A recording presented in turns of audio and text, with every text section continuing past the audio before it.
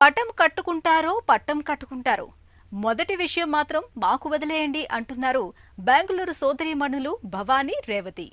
ముచ్చటపడి తీసిన ఫోటోలు, పెయింటింగ్స్ ఇలా జ్ఞాపికలేవైనా చక్కని ఫ్రేముల్లో అందజేస్తున్నారు. తండ్రి వారసత్వ విద్యను సవాలుగా స్వీకరించి విజయంతో జవాబు చెప్పారు.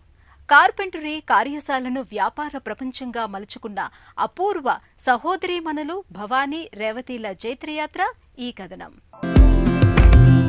Currently manage my family business, Goodies Frames of Art. ప్రస్తుతం మా కుటుంబ వారసత్వ వ్యాపారమైన గుడ్డీస్ ఫ్రేమ్ ఆఫ్ ఆర్ట్స్ వ్యాపారాన్ని నిర్వహిస్తున్నాను. 23 ఏళ్ల క్రితం మా నాన్నగారు ప్రారంభించారు. ఆయనకి కళలన్నా ఇష్టం, యంత్రాలన్నా ఇష్టమే. ఓ పర్యాయం మా భవనం ఎదుట ఒక ఎగ్జిబిషన్ పెట్టారు. ఆ ప్రదర్శనలో ఉంచిన కార్పెంటరీ యంత్రాలను ఇష్టపడ్డారు. ఇక మా అమ్మ ఒక కళాకారిణి, నాన్నేమో ఆమె కళాకృతులకు ఫ్రేము కట్టి వ్యాపారం చేయాలనుకున్నారు. అలా వ్యాపారం చిన్నగా ప్రారంభమైంది. He wanted something which is more machine intensive and art protective. కుటుంబ వ్యాపారంగా ఆరంభమైన ఫోటో ఫ్రేమ్స్ భవానీరావు రాకతో అనూహ్యంగా విస్తరించింది. తొలుత తండ్రి ఆరంభించిన ఈ వ్యాపారంలోకి రావాలని ఆమె అనుకోలేదు. కోవిడ్ మహమ్మారి విజృంభణతో ఆమె బాధ్యతలు పెరిగాయి. ఆమెకు ఫోటో ఫ్రేమ్ల తయారీ, మిషనరీతో పని అంటే క్రమంగా అభిరుచి ఏర్పడింది. పనిలో వైవిధ్యం చూపాలన్న తపన చివరికి ఇదే కెరీర్గా స్వీకరించాలి అన్న నిర్ణయానికి దారితీసింది.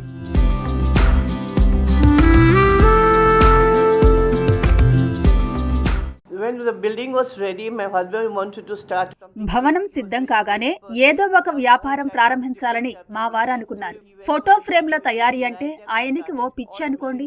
అనుకోకుండా సంబంధిత ఎగ్జిబిషన్ చూశాం. ఇటలీ, ఫ్రాన్స్ నుంచి వచ్చిన ఫ్రేమ్ల తాలూకు యంత్రాలను చూసి తెప్పించారు. ఎవరూ చెప్పకుండానే తనే స్వయంగా వాటి నిర్వహణ నేర్చారు. ఆయన వృత్తి వడ్రంగం. అందుకోసం ఉపయోగించే యంత్రాలంటే అవగాహన ఎక్కువ. Mission specialist.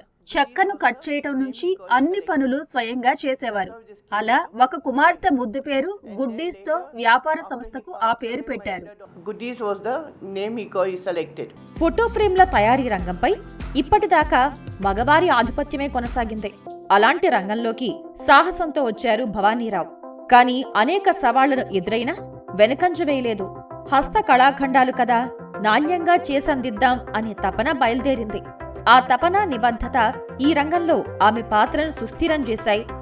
కుటుంబమంతా మద్దతుగా నిలిచింది. ముందుకు సాగేందుకు ప్రోత్సాహం అందించింది.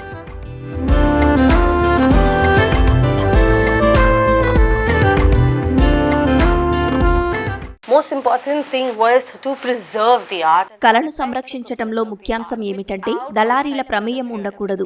వారి జోక్యం లేకుండానే మనుగడ సాగించాలి. ఏళ్లు గడిచే కొద్దీ కళ కూడా వయసు మీరుతుంది. పరిరక్షించే వాతావరణం తేవాలన్న పట్టుదలతో నాన్న పనిచేశారు. ఇందులో ఉపయోగించే యంత్రాల మీద ఆయనకు ఎంతో మక్కువ. ఈ నేపథ్యంలో సాగించిన పరిశోధన, చేసిన కృషితో ఈ ఫ్రేమ్స్ వ్యాపారం ఇలా నిలిచింది. కళను పరిరక్షించే సంస్థగా పేరు వచ్చింది.